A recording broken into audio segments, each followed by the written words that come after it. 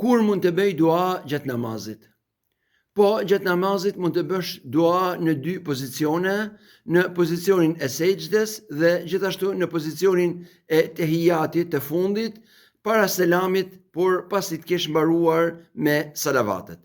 Për sa i përket pozicionit të sejdës, thoshte profeti sallallahu alaihi wasallam, aqrab ma yakunu al-'abdu min rabbih wa huwa sajid, fa akthiru ad-du'a. Që do të thotë robi më afër me Zotin e tij është atëherë kur bie në sejdë dhe atëherë ju shtoni duat. Dhe këtu profeti sallallahu alaihi wasallam thoshte, Allahumma ighfir li dhanbi kullahu, diqqahu wa jillahu, awwalahu wa akhirahu, wa alaniyatahu wa sirra.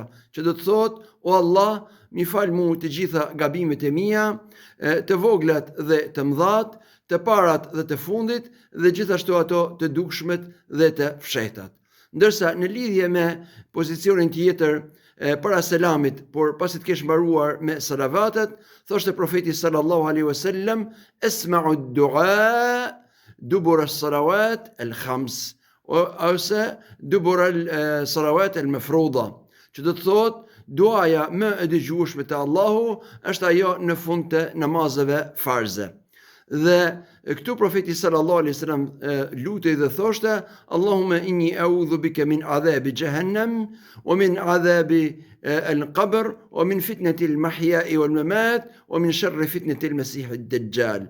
Që do të thotë, o Allah, më ruaj mua nga dënimi i xhehenemit dhe dënimi i varrit dhe sprovat e jetës e të vdekjes dhe gjithashtu nga sprova e Dejjalit.